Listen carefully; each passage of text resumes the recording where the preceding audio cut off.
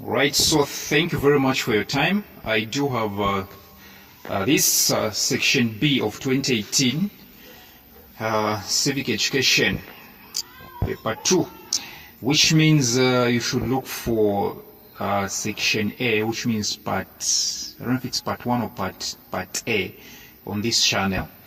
So this is just continuation. So section B reads, that's question 1A, state any 3 duties of a responsible citizen in his or her community. State any 3 duties of a responsible citizen in his or her community. And of course, we know the answers. Number 1, as a responsible citizen, you have to obey the law. So obeying the law, paying taxes, respecting the rights of others, being concerned about public issues, participating in civic activities such as voting, performing public service, observing public service, observing and maintaining the security of the nation. So you can pick any of these, right? Obeying the law, paying taxes, respecting the rights of others, being concerned about public issues, participating in civic activities such as voting, performing public service, observing public service, and not forgetting maintaining the security of the nation. Question 1B, identify any 2 examples on each of the following legal rights of a citizen. Identify any 2 examples on each of the following legal rights of a citizen. So what are the examples of civil rights? Examples of civil rights. Okay, civil rights, we have right to family life.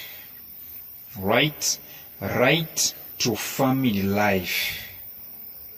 Yes. Number 2, you can also say the right to personal safety and freedom. Okay, these are among the civil rights, the examples of civil rights. Right to family life, right to personal safety and freedom. You can also include the right to a good reputation. Since they said 2, I'll just end here. Then the next one was political rights, examples of political rights. Examples of political rights. Number 1, the right to vote. The right to vote is one of them. Number 2, the right to belong to a political party. It's the right. It's one of the political rights, the right to belong to a political party. You can also include the right to petition in order to register grievance individually or collectively, which means you can also include the freedom of speech. Yes, but most importantly, the right to vote and the right to belong to a political party. How about economic rights? Examples of economic rights. You have the right to work. So the right to work, the right to adequate wages. So number 1, the right to work. Number 2, the right to adequate wages. You can also include the right to reasonable hours of work. The right to reasonable hours of work. Question 1C, why are documents such as the Stockholm Declaration of the United Nations Conference on the Human Environment and the 1992 Rio Declaration on the Environment and Development, known as soft laws? Why are documents such as the Stockholm Declaration of the United Nations Conference on the Human Environment and the 1992 Rio Declaration on the Environment and development known as soft laws. Yes, soft laws. So now the question is, what are soft laws? That's the question. The first question is, what are soft laws? All right. What are soft laws? Yes. What exactly are soft laws? Well, it's very simple. A soft law is simply a law which is less binding. All right. A law which is less binding, which means it's not tight. It's less binding. All right. It's something that is less binding. It's not tight. All right. There are laws which are not tight. All right. Yes, they're not as tight as others.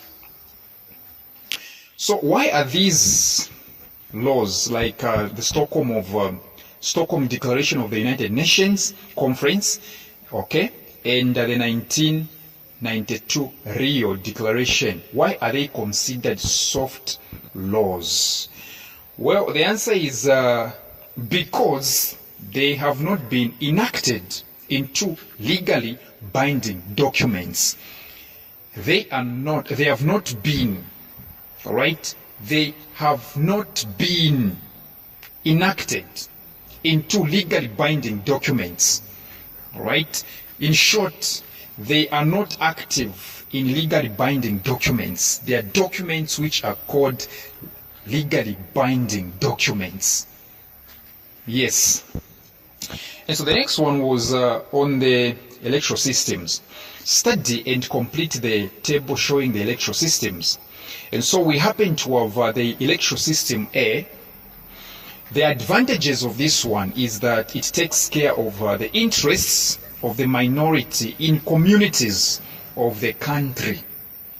We do happen to have the electoral system called a single-member majoritarian system. Single-member majoritarian system.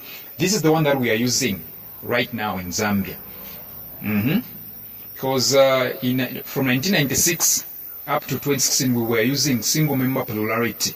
But right now we are using this one. This one is one that involves 50% plus 1. The advantages is B, right? We don't know yet. We do also have the electoral system, which is C. The advantage is that there is less opportunity for gerrymandering, all right? Gerrymandering. We do have the fourth one, the electoral system called the single-member plurality system. This is the one that we were using, all right? This is the one that we were using from 1996, yes, up to 2016. Okay, so the advantages, it's D. So question 2A, they are saying, what is an electoral system? So if I told somebody were to ask you to define electoral system, an electoral system is simply a method through which the electorates, right, the electorates, which means voters, use to choose their leaders or representatives. Okay? An electorate is simply a method through which the electorate use to choose their leaders or representatives. B, they are saying identify the electoral systems in A and C. A and C. Okay, A, the advantage is that it takes care of the interests of the minority in communities of the country. And of course, such an electoral system is actually a mixed member proportionality system. Mixed member proportionality system, which is MMPS, mixed member proportionality system. How about C? C, they are saying the advantage, there is less opportunity for gerrymandering. This one is PRS, proportional representation system. Proportional representation system. Question 2C, they are saying, mention the 2 electoral systems that Zambia has been using from 1991 to date. I think I told you this one, right? Yes, from 1991 to date. Only 2. Single member plurality system. This one was from 1996 actually. That's when it was enacted properly. Yes. It was contained in the constitutional review that was enacted in 1996. This is a single member plurality system. Now in 2016 we started using a single member majoritarian system. Yes, single member majoritarian system when Edgar Lungu signed this one. Yes. So question D, they're saying complete the table by stating the advantages of B and D. So what are the advantages of a single member majoritarian system? Single member majoritarian system, the one that uses 50% plus 1. 50% plus 1. This one, number 1, it usually delivers a winner with a clear majority. It usually delivers a winner with a clear majority. Take for instance, we have 200 votes, right? 200 votes. So if you're going to be the winner in this case, you have to get 100 votes, which means 50%, right?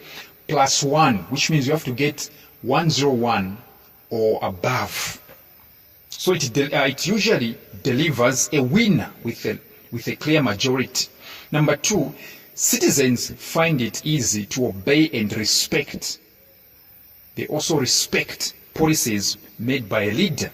Citizens find it easy to obey and respect policies made by a leader. Let's talk about D, which means advantages of a single member plurality. Single member plurality, let me tell you what it means.